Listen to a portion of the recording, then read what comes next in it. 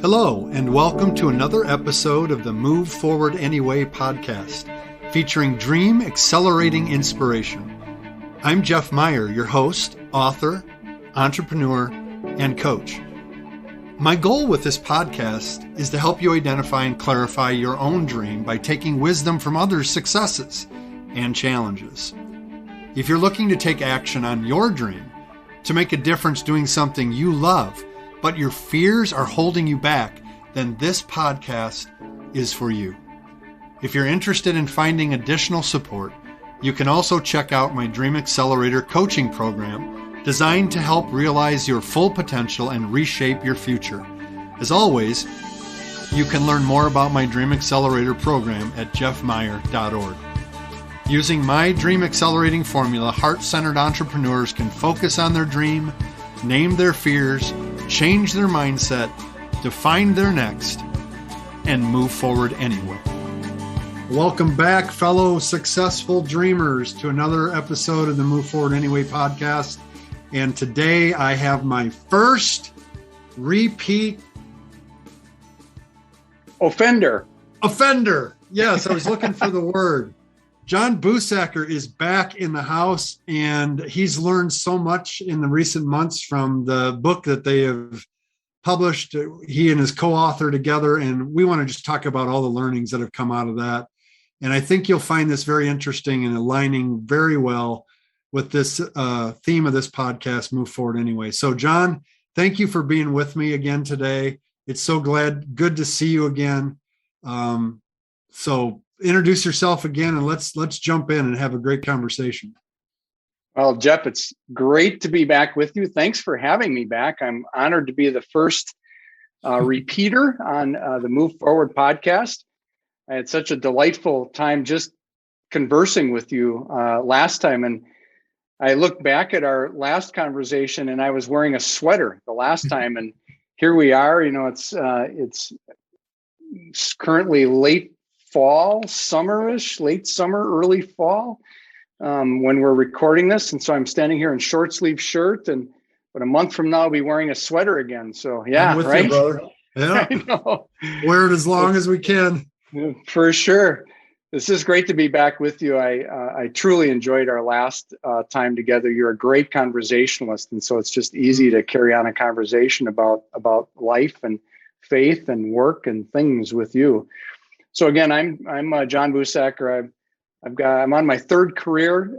I was a high school educator and counselor, and then I spent a considerable amount of time in financial services as an advisor and as a practice leader. And then the last 26 years, I've been a leadership development consultant, which has given me the opportunity to speak and facilitate and coach and do some writing and work with just some amazing organizations, both in the for-profit world, some large global organizations, as well as with faith communities and churches in the not-for-profit world. So, yeah. And last time we talked, we spent a lot of time on your job, your performance as a leadership coach and consultant, and you were just publishing a book called Gasping for Breath. And I think we highlighted it briefly, but we didn't talk too much about it. And there's been a lot of things that have come out of that you have learned. And I'm so glad that you're here to share some of those insights. Gasping for Breath. I love the title. I love the book, by the way, have read it and really appreciate the message of it. And it's so important, that message today. There's been so many times I felt like I'm gasping for breath in the last few months. So let's just tell me, where did the spark come from to write this book? So one of the things I've learned, not just in the process of this book, Jeff, but just in my own faith journey, is that God is patient. I mean, he is not in a hurry. And so he's never in a hurry. Jesus embodied that. He was never in a hurry. He was always planful, thoughtful, always present in the moment. And so actually this journey began 9 years before we started to write the book. My co-author for the book is now a good friend and my former pastor, David Johnson. But 9 years before we started writing the book, I was asked by the council of the church that my wife Carol and I were attending, and Dave was the lead pastor of at the time, whether I would be willing to coach Dave, because they were anticipating an upcoming leadership transition, and they thought I might be able to be helpful with my leadership development background and being a man of faith and a tender at the church, whether I could coach him. And my honest response was, I don't know, because at that time I didn't know Dave. And coaching is first and foremost a relational thing. There has to be a connection between the people. And so I said, let me just have a cup of coffee with Dave and see whether we hit it off, whether we like each other at all. Because at that point, I just knew him as the guy who stood in front of the church and spoke too fast for me to take notes, and was a brilliant teacher, but I had never met him personally. So a couple of weeks later, we had a cup of coffee, and within 10 minutes, I knew that I didn't want to coach him. Not because he just appeared to be like an impossibly hard dude to coach. I wanted to be his friend. Because we had kind of one of those brothers from a different mother sort of experiences immediately. There was an instant connection where within 10 minutes we were laughing and joking and trading stories, and there was an instant bond of friendship. And I didn't want to screw that up actually by coaching him.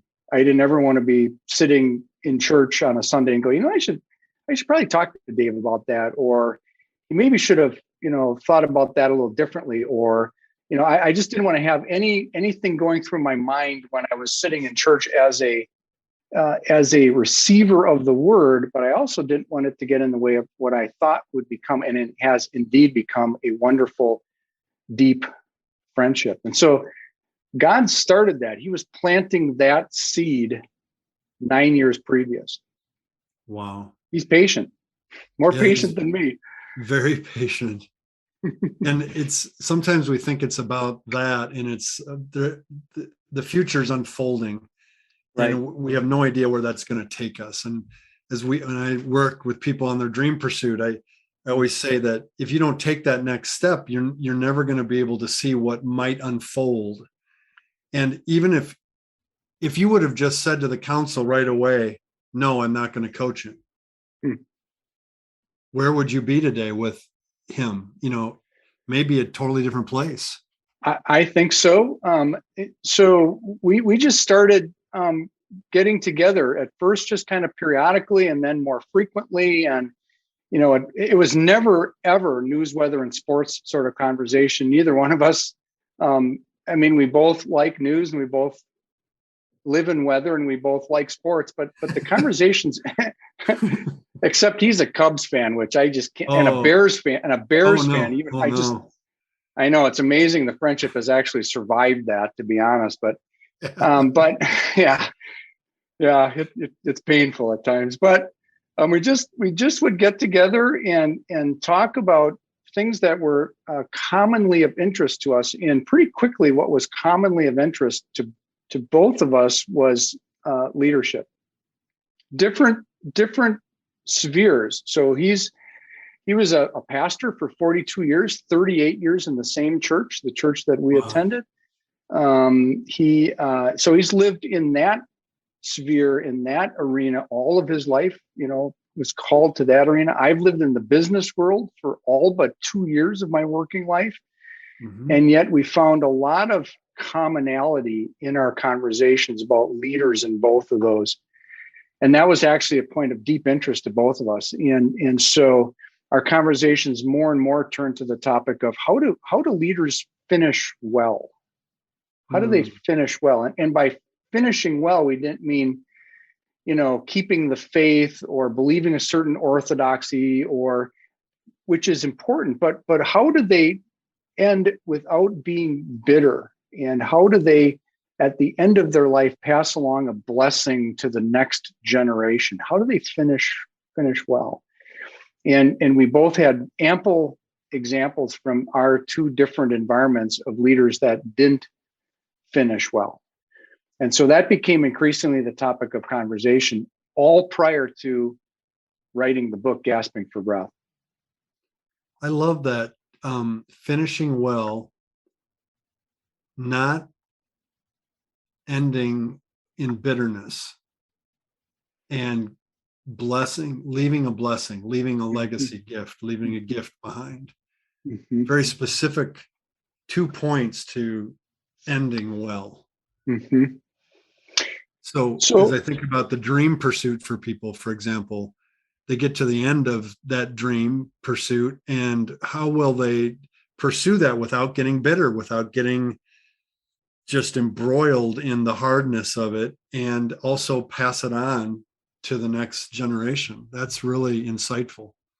Because in anything, in pursuing a dream, in just living life, in parenting children and grandchildren, in running a business, in being a pastor in a church for an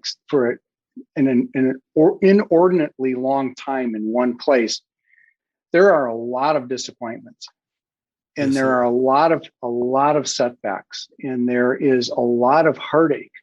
There is a lot of joy and a lot of fulfillment and a lot of success as well. But it's actually easy to lose sight of that, and to begin to be burdened by the heartache and the hardship, and just kind of pushing this big rock up this steep hill, whatever it is. So pursuing a dream could be like that. And so how do you keep the faith and finish well? That became, and Dave was approaching the end of his formal ministry in the church. And so we started kind of focusing. I'm approaching the end of probably a stage of my consulting practice. And so that became an increasing focus of our conversations, because we both deeply desired to finish well ourselves. So when did the book co-authoring a book come up in that 9-year span? What sparked that? So November of 2019. So and this is I don't use this word lightly. This is prophetic. I believe. So this was prior to COVID, prior to George Floyd, prior to when breath and breathing became a universal, global focus. So shortly after Dave retired, he had already formed and was just beginning down the path of, he had formed a nonprofit called Things That Remain. And he intended to, his focus is on the church, and particularly on leaders within the church. And so helping them with what we were just talking about. How do they stay engaged and stay hopeful and finish well when they finish? And so he started something called Things That Remain, with the intent of particularly pastoring pastors and leading leaders. And so shortly though, after he retired, he was diagnosed with idiopathic pulmonary fibrosis. So idiopathic is no known cause or cure. Pulmonary is lungs. Fibrosis as a hardening or scarring of the lungs. Wow. And so it's a progressive, incurable, fatal disease. And the way a person dies from it, is they suffocate.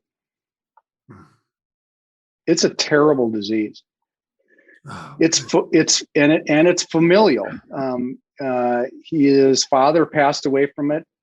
A sister died from it. Another sister has it and is on oxygen. And then he has a brother who, interestingly, doesn't have it, and none of his children do. But he was diagnosed with it shortly after he retired.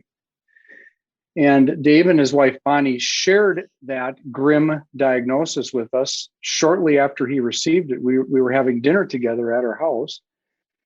And shortly after that, November of 2019, again, I don't say this lightly, it's just I woke up with a vision.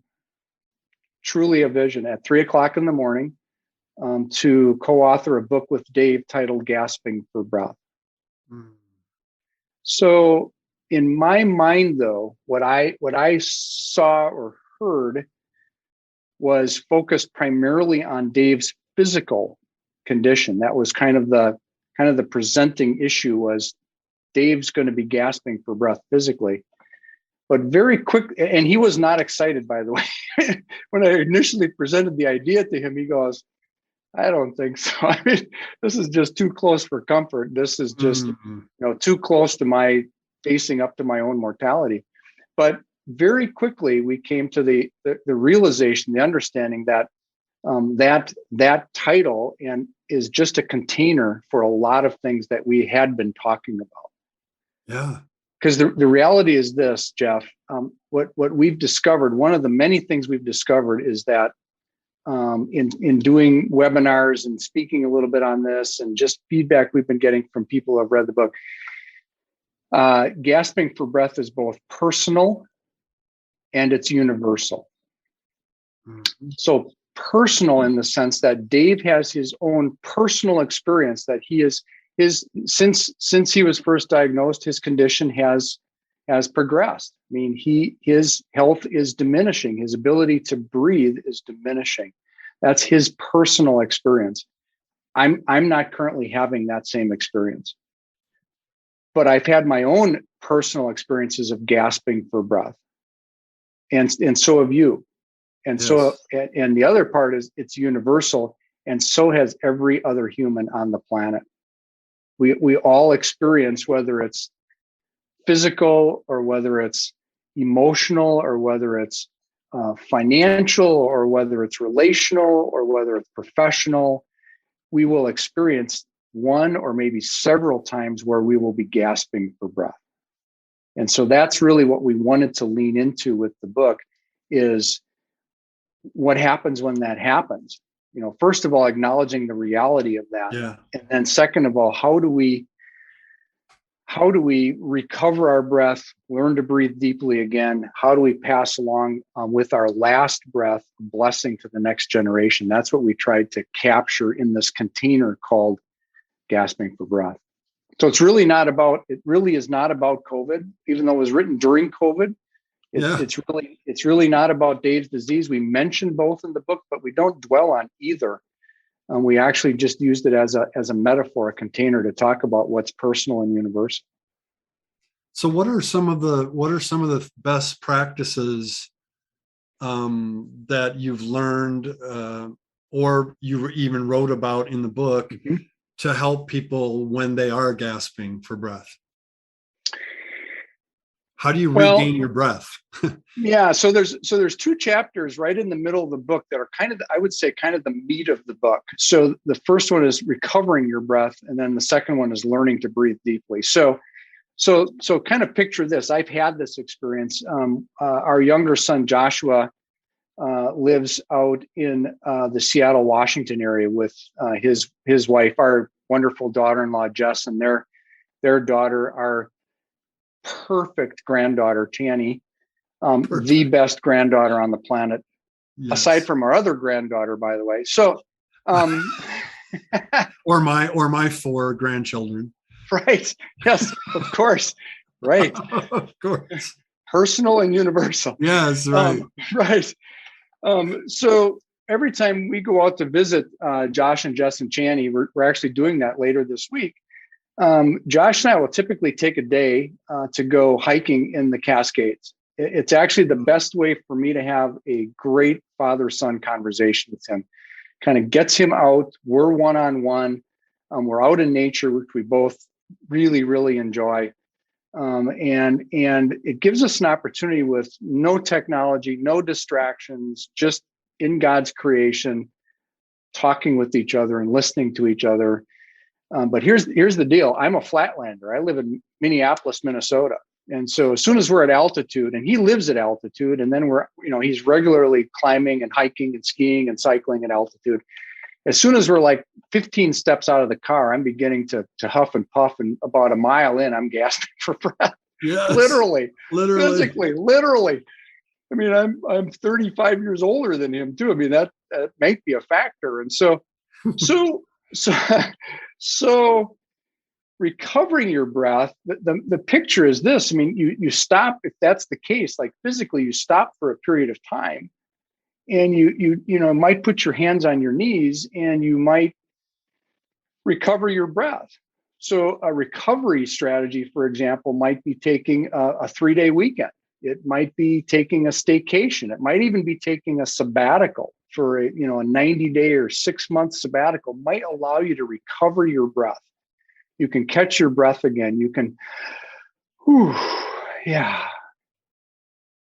The challenge is that for many people, like after a 3-day weekend, by Tuesday at 10 o'clock, they're gasping again because nothing has changed. Nothing's changed. Nothing's changed. Again, going back to the metaphor, if I'm still at altitude, as soon as I start hiking again, I'm still at altitude. Nothing has changed. I've just recovered my breath. And so we talk about that and say, so it's important. It's important, first of all, to acknowledge and to accept that sometimes we're gasping for breath, and it's actually a natural thing. If you're not gasping for breath, not talking about physically here, but just emotionally and spiritually and intellectually a little bit, as we're beginning perhaps to come out of COVID, if that hasn't caused you to lose your breath a little bit, you're not paying attention. You're just not alive. Mm-hmm. Because in many different ways, it's just a game changer. It is disorienting what we are still going through.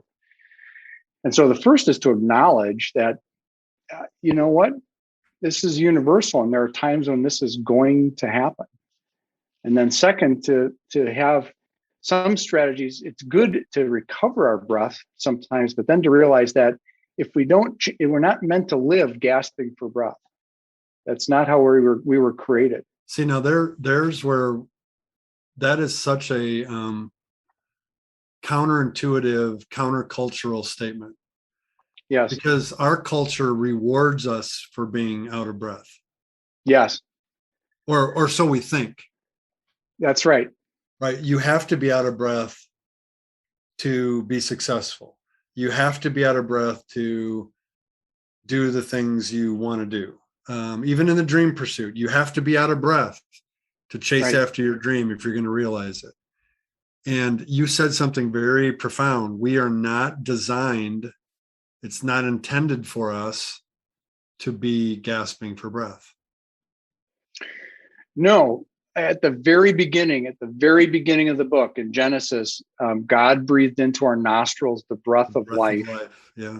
And we became a living soul. So we're not just, bodies, we are living souls. We're both physical and we're spiritual.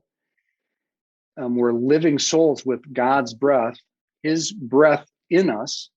And so we're meant to live with that breath in us, which again, if God is not in a hurry, if his breath is in us, then we should be filled with breath and not gasping. That's how we were created. But of course, the story from the very beginning took a tragic turn.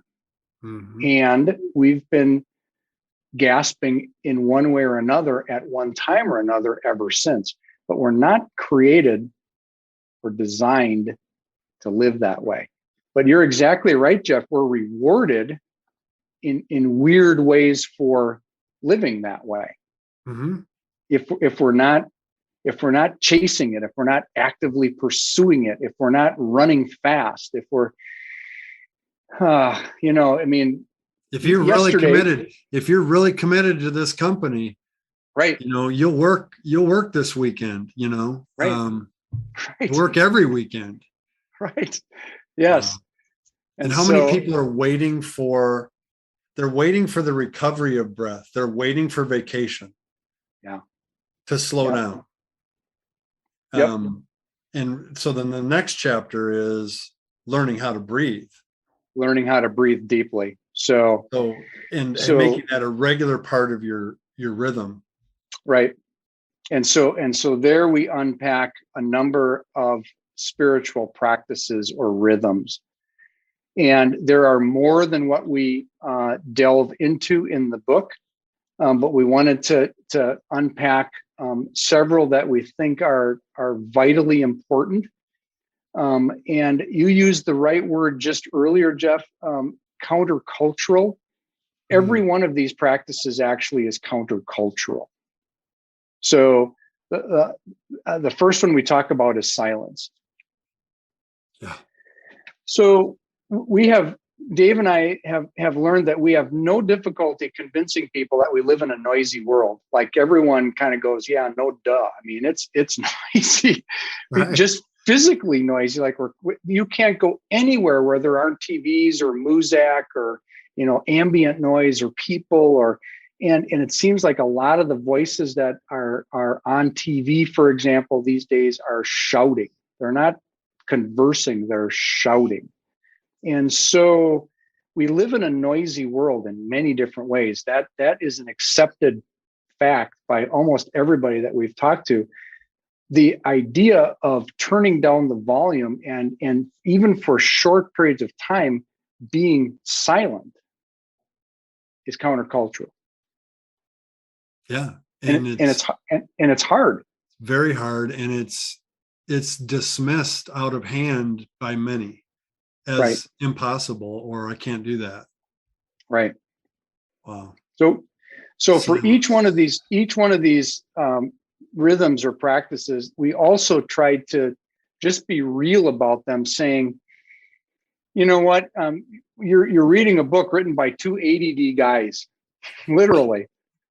And so we are not your typical, and let me finish the statement, then I'll come. We're not your typical get up at 5 o'clock in the morning, light a candle, sit silently, read scripture, journal our innermost thoughts, and then set out calmly and quietly into the day sort of guys. I admire deeply people that are like that. I'm not. And neither is Dave. Mm-hmm. And so when we talk about these practices, we tried to talk about them in practical ways. Like how do you do this just even in small pieces in practical ways?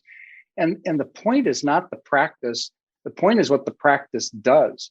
The whole intent of all of these practices is to actually create intimacy with God.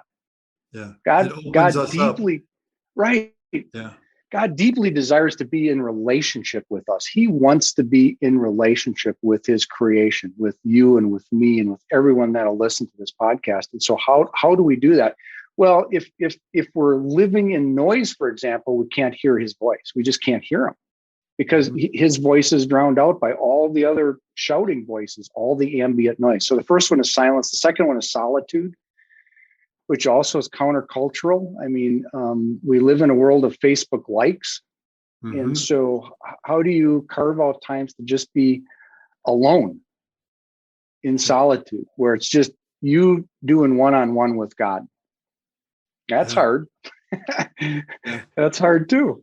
And so finding times, finding ways, whether it is first thing in the morning, whether it is, midday, if you're in an office, you just get out of the office for a short period of time, whether it's, I have a practice when I'm in the car, although I spend a lot less time now in the car with COVID.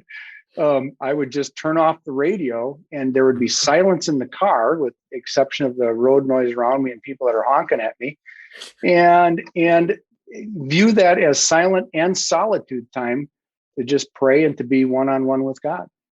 I remember giving that assignment to our worshipers one Sunday a number of years ago to practice solitude. And I said, I want to make this really simple for you.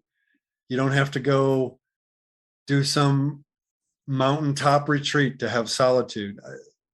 The challenge is this entire week, when you're in the car, I want you to just turn the radio off wherever you're driving. Because all of you listen to music. I'm addicted to music in the car. Mm-hmm. And let's just do that for a week and let's check in next week and see how that went. Yeah.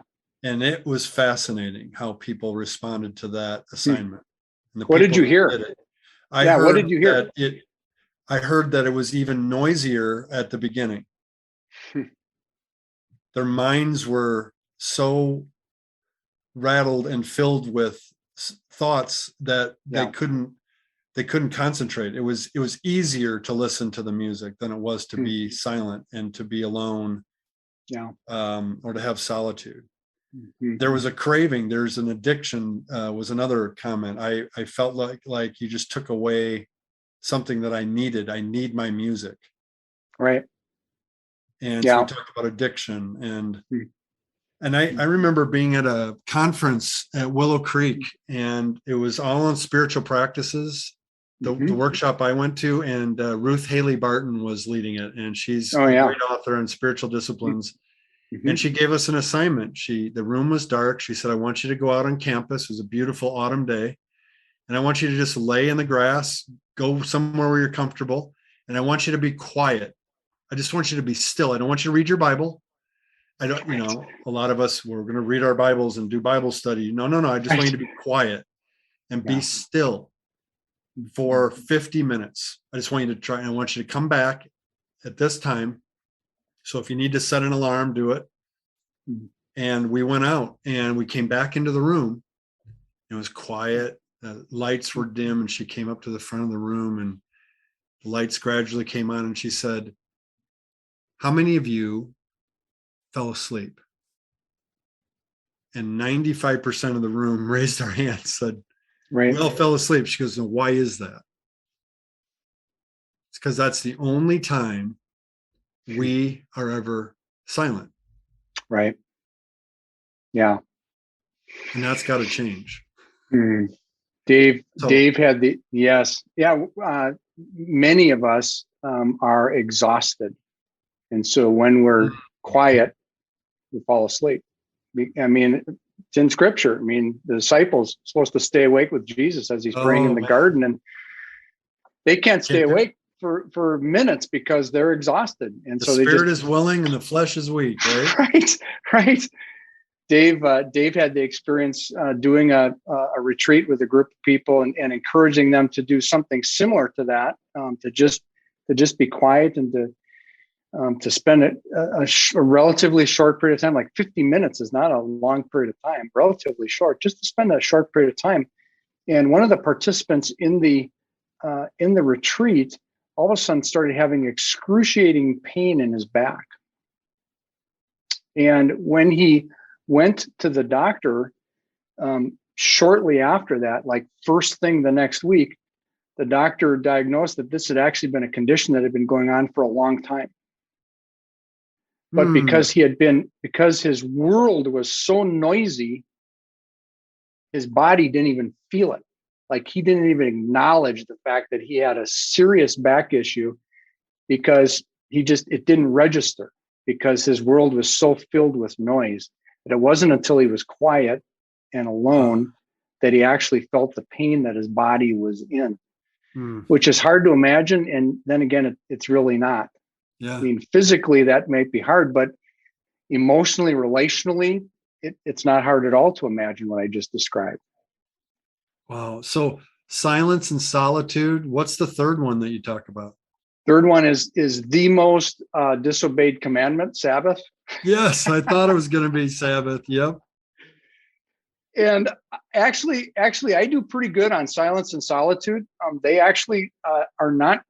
They are not difficult for me. I'm actually a person that needs silence. So when I was studying for my certified financial planning degree, for example, years ago, we were living in Seattle at the time, and I would go to the graduate reading room at the University of Washington, which is kind of this big Gothic cathedral building where if you sneeze in there, like you get excused from the building. Like it's so quiet in there. And that's actually what I need to study. So those two are pretty easy for me. I'm terrible at Sabbath.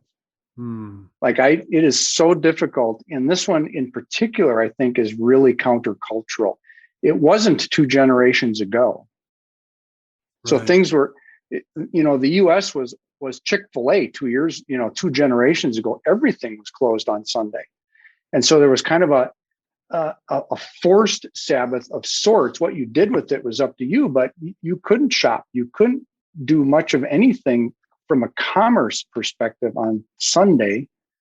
That's no longer the case. Carol and I had a blinding glimpse of the obvious. We traveled to Israel 3 years ago with a small group of friends, and we had the privilege of being there for a couple of weeks, and we observed 2 Sabbaths when we were there. The first one in Jerusalem and the second one in Tel Aviv. And in Jerusalem in particular, which is a much older traditional city, of course, they still observe the Sabbath in Jerusalem. And so public transportation doesn't run. All of the businesses, at least in the Jewish quarter of the city, are closed for the day. Everyone walks. The tour buses, by and large, don't run. Businesses are closed, and it's remarkable, actually. And it was really impressed on our whole group the beauty of and the importance of taking a day. Our Jewish guide Alan celebrated Shabbat with us and kind of led us through his whole, as an observant Jew, his whole rhythm and ritual for observing the Sabbath. And it's a day of celebration, a day of delight. It's not a day of can't do's or don't do's. It's a day of actually delighting in God's presence, of eating and feasting and drinking wine and making love to your wife. And, it's a great day. It's like the day he looks forward to the most of the 7 days of the week.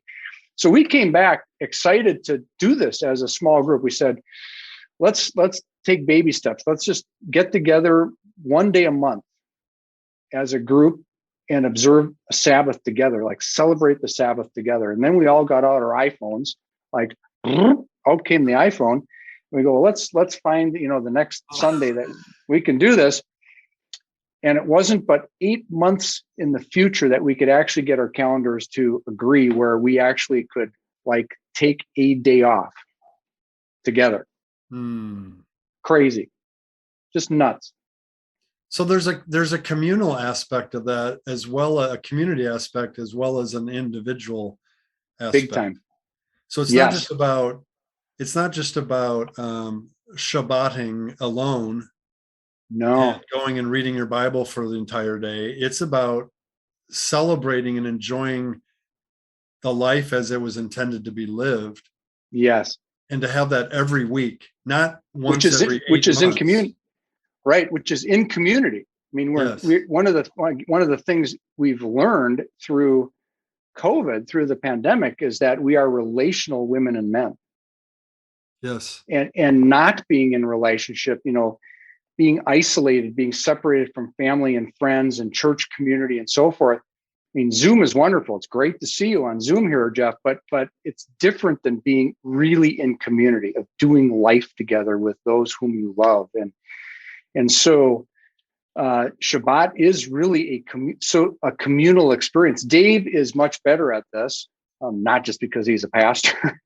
he's just much better at this. The way that he celebrates the Sabbath every week when he was lead pastor is when he was done. So he worked on Sunday mornings. He's a pastor. Right. So when he was done, at noon, 12:30, he would come home to his house, which is only a couple blocks from the church. And his whole family would already be there, children, grandchildren. And he'd walk into the house and the place would just explode. Like, yeah, Dad's home, Grandpa's here. And Shabbat begins. And it's eating and it's watching football and it's feasting and it's just chasing the grandkids around the house and being a knucklehead with his grandkids and kids. And it's a day of delight. He doesn't read the Bible all afternoon. He watches Bears games. That can't be enjoyable. It'd be my worst nightmare, but I mean, we all have our practices, right? Well, right. So, but it's communal. Yeah. Wow. So that's the third one. The next one we talk about is prayer. I actually love Annie Lamott's book on prayer. She kind of breaks it down like all prayers kind of fall into these 3 categories: help, thanks, thank you, and wow. And so we talk a little bit about making prayer just a practice, and how do you practice it, and how do you show up real with God, and how do you bring everything to him, and how do you learn increasingly to listen instead of talk. Talk all the time. Talk all the time. Bring your laundry list to God in the form of prayer. how do you learn to just listen? And that goes back to silence and solitude. Mm-hmm. And then the last one we talk about in the book, again, there are more than these. There's celebration, there's fasting, we just didn't delve into them in this particular book. The last one we do talk about is reverent wonder. Reverent wonder. So all of us, wherever we are, live in God's creation. And so how do we learn to pay attention and celebrate the beauty that we're surrounded by all day, every day? Carol and I are really blessed to live on a small bay on Lake Minnetonka, just west of the Twin Cities of Minneapolis and St. Paul. And so we have a sun porch that orients right to the lake that 3.5 seasons out of the year we eat out there almost every meal. And we have a chance to just watch. And the view is never, ever, ever, ever the same. The cloud formations silhouetted on the lake, the changing of the seasons, the geese and the ducks and the loons. It's just a daily reminder of the magnificence of God's creation. So it's a spiritual practice to pay attention to that and to live in the spirit of gratitude for that we have the senses to be able to experience that, our eyesight and our ears. And so that's the other practice that we talk about. Wow. So this is really important work that you've done to get this out into the world and to share your friend's story as well, and how that's a metaphor for all of our lives. I was preaching on Sunday, Isaiah 27, where Leviathan is described as a coiling serpent. I picture these big crocodiles in Africa that are under the water, and the deer comes down to get a drink, and unsuspecting he is, the croc comes up and grabs a limb and pulls him under the water and then coils around him and just squeezes the life out of him. Wow. And gasping for breath. And I gave our people another assignment. I said, I want you to practice having some breath stops this week. And taught them what that would be. And I said, it doesn't have to be more than 10 minutes, but practice it every day. Practice breathing, practice stopping, slow down. Where can you do it? And it's amazing. I've had 3 or 4 emails since Sunday. It's Tuesday right now when we're recording this, of people that have sent me emails saying, I practiced it while I was waiting for my kids to come out of the school building. Yeah. We can find time to breathe. We can do this. Most people say, well, we don't get time to breathe. Yeah, you do.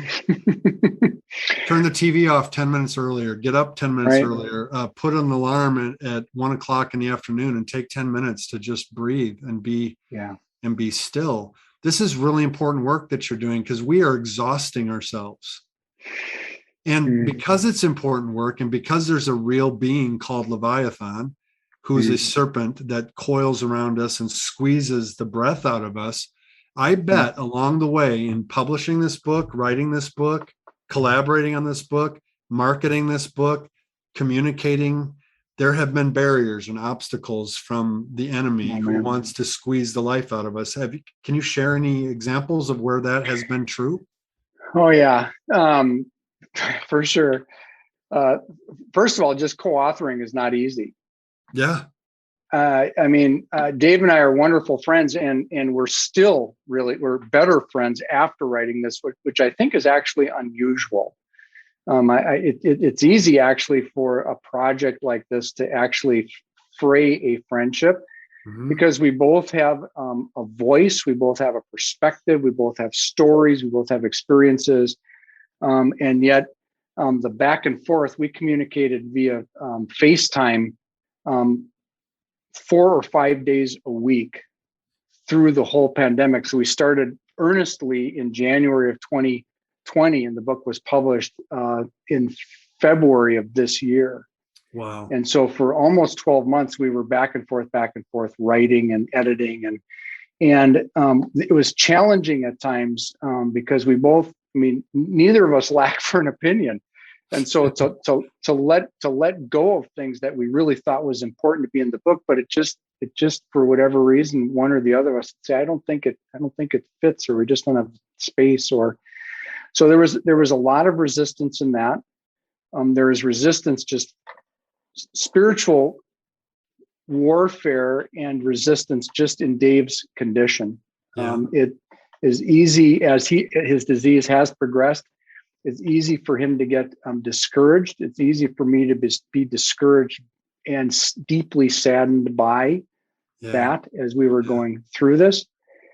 And then we were actually, there's kind of a bad news turned into an amazing, we had a number of just amazing moments where God just showed up. And again, he was more patient than we were. We were well down the road to self-publishing the book, and had actually signed a contract and had deposited money, and we were having conversations with the firm that was going to be our self-publisher, because one of the things we didn't want to do is delay a lot seeking a publisher, again largely because of Dave's disease. We thought, we think we've got something here, we want to get it out into the market, we don't want to fool around with trying to woo a publisher to publish it for us. And then we started having some conversations with the firm, and they just weren't quite getting it. Like, they had made some promises and things weren't quite progressing the way that we thought they should. And then an editor showed up. So a person, we were through a connection, a friend of a friend, we were directed to an editor, and the editor, whoops, did I lose you there? Nope, I'm right here. Oh, there you are. Okay. The editor, turns out the editor, his name is Lance. He's a brilliant writer in his own right. He's written a number of books that have done really well. He's ghostwritten for quite a number of Christian authors, and he's a great editor, just a great editor. And it turns out, unbeknownst to us, that he had actually attended Church of the Open Door, which is the church that David pastored for 38 years.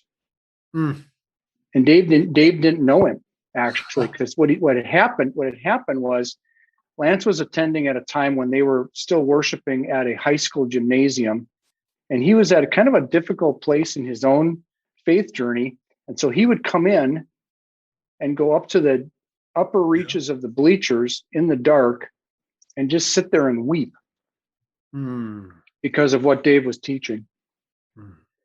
And so he said, look, whatever you need in this, like, you've changed my life, Dave, with your teaching, and you didn't even know it. And so whatever you need, I'd be delighted to edit it. And by the way, I've got my college roommate as a publisher. Wow. He's the head of the publishing company that does all of youth YWAM's publishing. Wow. And so we all of a sudden had a brilliant editor and a publisher, and the obstacle of this isn't quite working the way that we thought it would, that was completely removed. And without Lance's editing, this book wouldn't have been nearly what it is, because he is a great editor and writer and man of deep faith. So we had numerous experiences like that during the process, where there was something that was just right in the way. And then all of a sudden, almost in every case, a person, which is how God usually works, is through people. Yeah. The right person would show up just at the right moment with the right stuff. So in those moments where you didn't know that it was going to turn out awesome, and it was really hard, and you were tempted to quit or to change course or to just say, this not going to happen, what kept you moving forward anyway? What kept you focused and not give up? I would say there are a number of things, but two things are really, I think, of primary importance. One, it's difficult to co-author, but at the same time, the two of us were seldom discouraged at the same time. And so there really is a benefit in pursuing your dream in whatever it may be. The benefit of being in relationship with at least one other person is so pivotal. And so Dave and I could mutually encourage each other as we were going through this process. So that was actually pivotal as we were going through this. And then the other is, I think because it had all begun with a vision, like we both felt called to this. And I in particular felt called to, I've been the beneficiary for 12 years prior to this of Dave's teaching. Like, he is a remarkable Bible scholar and teacher, and he's able to unpack scripture in a way that for Carol and for me made it real and practical and applicable. And I could take something almost every week from Sunday right into the week and use it. And so I felt called to get some things out of Dave that were in Dave before Dave could no longer speak them. Yeah. So it's almost there's a sense of urgency. And so every time that we'd get really discouraged or we'd hit a wall, we'd remind ourselves, and I'd remind Dave, the metaphor that I used with Dave didn't really like this that much either, but I said, look, buddy, in this case, you're the golfer and I'm the caddy. Okay. Like you're the one. I want more of the content of this to be from you, because I think you've got some really important things to say while you can still say them. And I'm the caddy. So occasionally I'm going to say, I think a 7 would be better than a 6 right here because of the way the wind is blowing. Yep. But I want you to be hitting the shots, actually. And so, and he kept on saying, no, that's not true. It is true. It absolutely is true. And so I carried the bag here, and he hit the vast majority of the shots, but we felt called to do that. And I felt a particular sense of urgency and passion to do that, because I wanted to get some things out of Dave that I felt compelled and called to get out of Dave while he still can speak and teach and write them. Wow. So, yeah.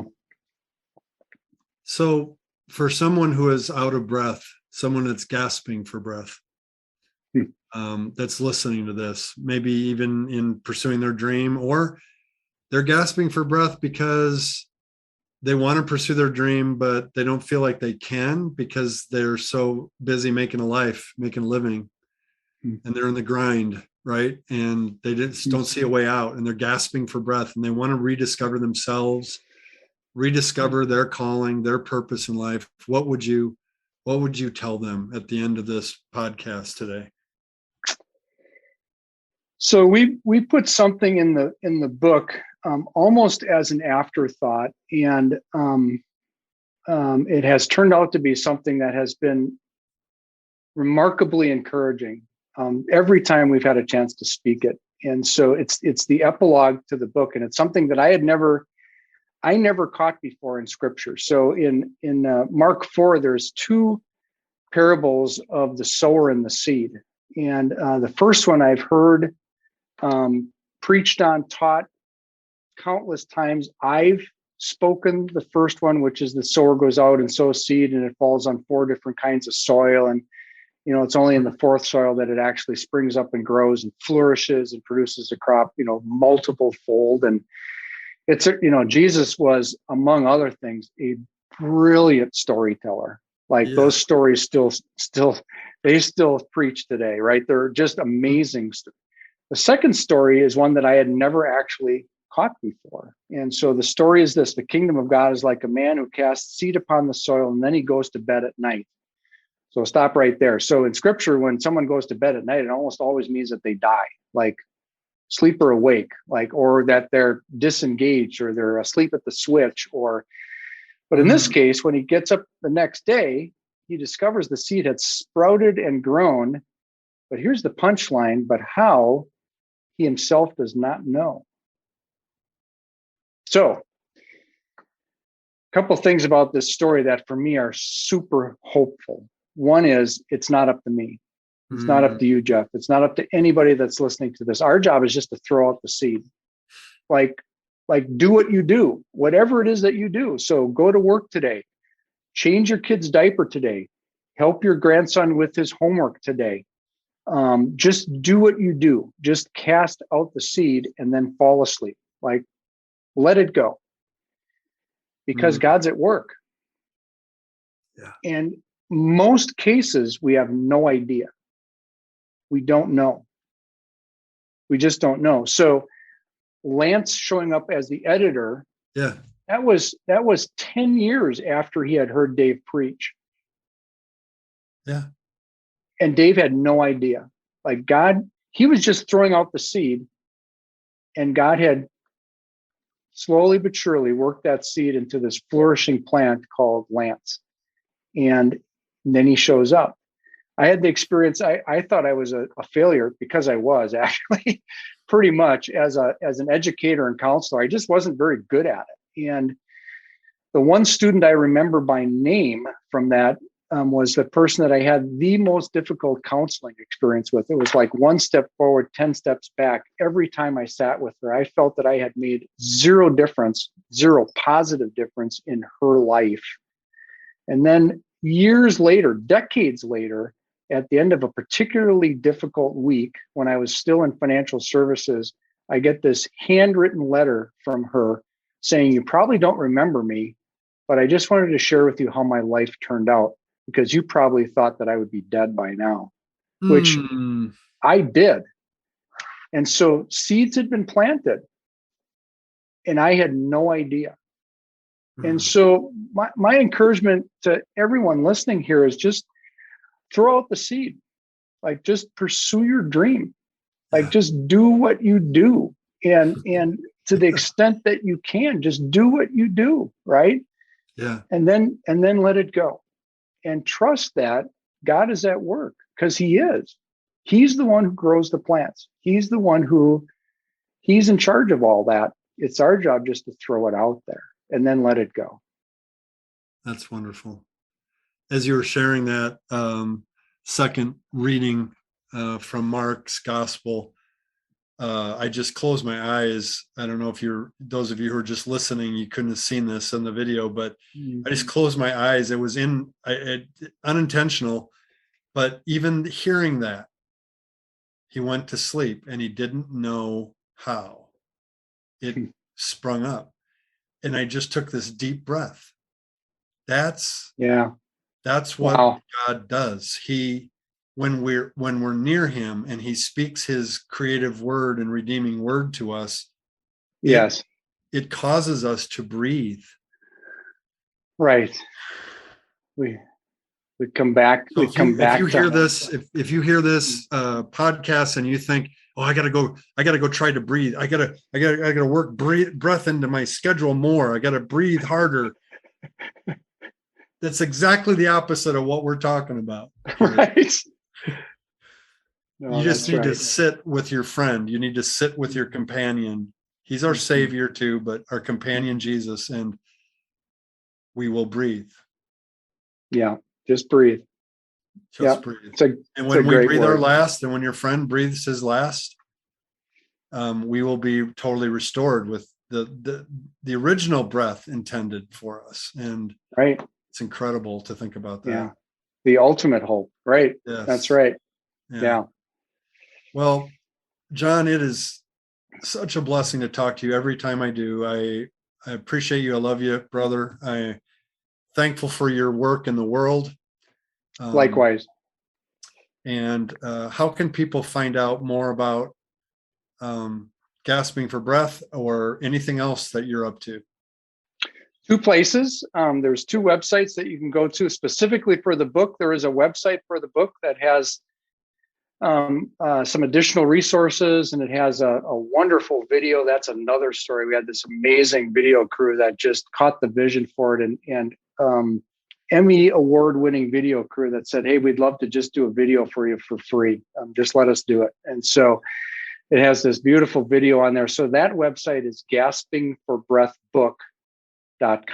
Gasping for Breath Book, all spelled out, not the number 4, but FOR, gaspingforbreathbook.com.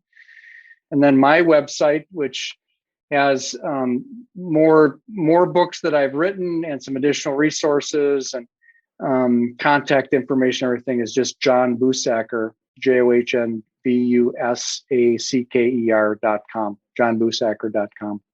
Awesome. Don't hesitate to check him out. If you ever get a chance to sit with John, you will be richly blessed. Your life will be better for it. He is a tremendous coach, an awesome listener, and not just because he has to, but because he's curious and he wants to. And that's, I always appreciate about you, John. So thank you for the opportunity again. And you can be a lifetime member of this podcast anytime you want to jump on, anytime you want to share any insights you're gleaning from the world. Just get a hold of me and we'll get you in. I really appreciate it. Oh, it's my pleasure. It's great to be back with you and with your listeners as well. Thanks, Jeff, for the opportunity. Appreciate it. Brother. And you. And love to your wife, and enjoy your son this weekend. Oh, thank you. Hey, fellow dreamer. I hope you enjoyed today's episode. Head over to my website, jeffmeyer.org, for all of the show notes and links. And when you're ready to move from overthinking about your dream to actually taking action on it, consider joining the Dream Accelerator community. Our clients are getting crystal clear on their dream with our Dream Generator Vivid Description 5-step process. They're discovering the truth about fear and how to use it as fuel to take courageous steps in the right direction. And most importantly, they are walking a clear path forward because they have made an investment in themselves to confidently realize their dreams. The results are so inspiring. Having coaching and companions on the dream journey is crucial. Remember, fear will come, fear will stay. Move forward anyway.